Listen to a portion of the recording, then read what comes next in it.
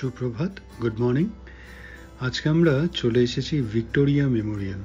আশা করি সবাই একবার না একবার নিশ্চয়ই এসেছেন এখানে।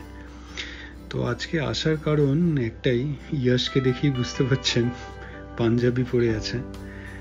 তো পরে বলছি, তো একটা বিশেষ কারণে আজকে বেরানো ঘর থেকে। তো আশেপাশেই এই জিনিসগুলো আছে, তো ভাবলাম ঘুরেই নিয়ে আরেকবার ভিক্টোরিয়া মেমোরিয়ালে। তো ভিড়টাও কম ছিল, তো সকালটায় ভিক্টোরিয়া মেমোরিয়ালেই কাটিয়ে দিলাম। খুব সুন্দর জায়গা।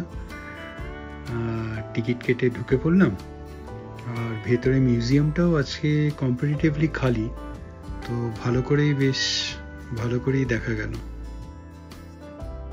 কলকাতা বলতেই কিন্তু এই ভিক্টোরিয়ার কথাই মনে পড়ে, আর অনেক ফটোগ্রাফসেও হয়তো এইটাকেই কলকাতাকে ডিপিক্ট করে। খুব সুন্দর মনুমেন্ট।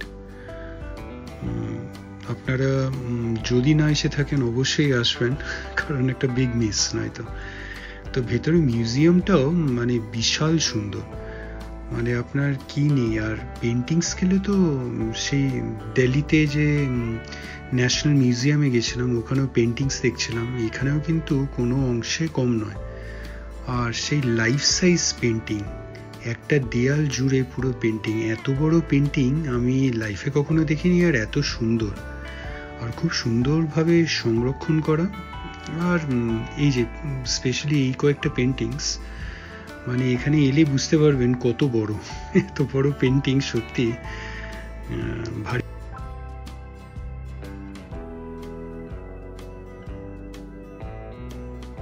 আর খালি পেন্টিংস কেন, এখানে আর্কিটেকচারটাও বিশাল সুন্দর, মানে সুন্দর।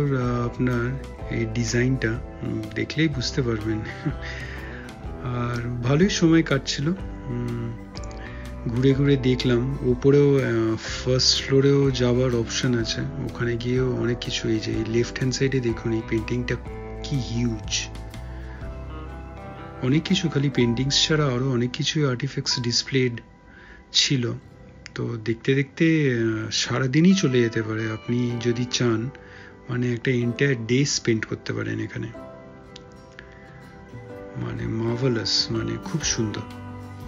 তো আমরা এখান থেকে ঘন্টা দুয়েক স্পেন্ড করলাম এখানে। যেটা বলছিলাম, অ্যাকচুয়ালি ইয়াশ গান শেখে এক জায়গায়, ওর ওই একাডেমির আজকে একটা অনুষ্ঠান আছে। তো ওটাও এই সেন্ট্রাল কলকাতার এখানেই কাছেই ছিল।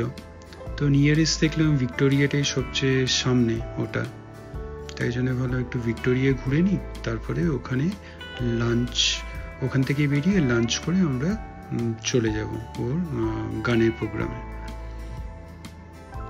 তো এই যে এখানে কিছু ফটোগ্রাফস ছিল, যেগুলো ভিক্টোরিয়া মেমোরিয়ালের কনস্ট্রাকশনের সময় নেওয়া।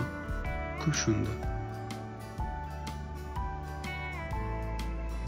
আর আরো অনেক কিছুই ছিল, বন্দুক, তারপরে আপনার ড্রেস দেখলেনি, খুব সুন্দর লাগছিল। আর এইটা ওই ফার্স্ট ফ্লোর যেখান থেকে বলছিলাম উঠা যায়, ওখানেও কিছু গ্যালারি ছিল, তো ওখান থেকে ওই সুন্দর একটা ভিউ আসছিল।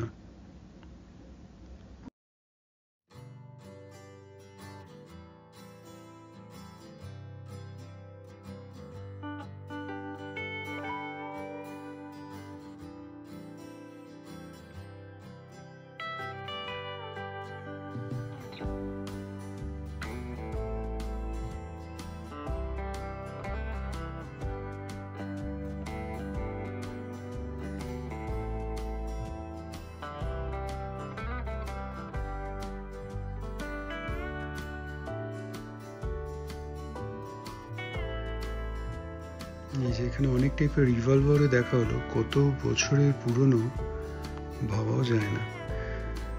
তো বেশ ভালো দেখলাম এই গ্যালারিগুলো। এই উপরে ফার্স্ট ফ্লোরে গ্যালারিটা পুরোটাই এয়ার কন্ডিশনড, তাই গরমকালে এলেও আপনার কোনো অসুবিধা হবে না। এখানে ইভিনিংয়ে একটা লাইট অ্যান্ড সাউন্ড শো হয়, যেটা আপনারা দেখতে পারেন, যদিও বা এইবার আমাদের দেখা হয়নি সেটা।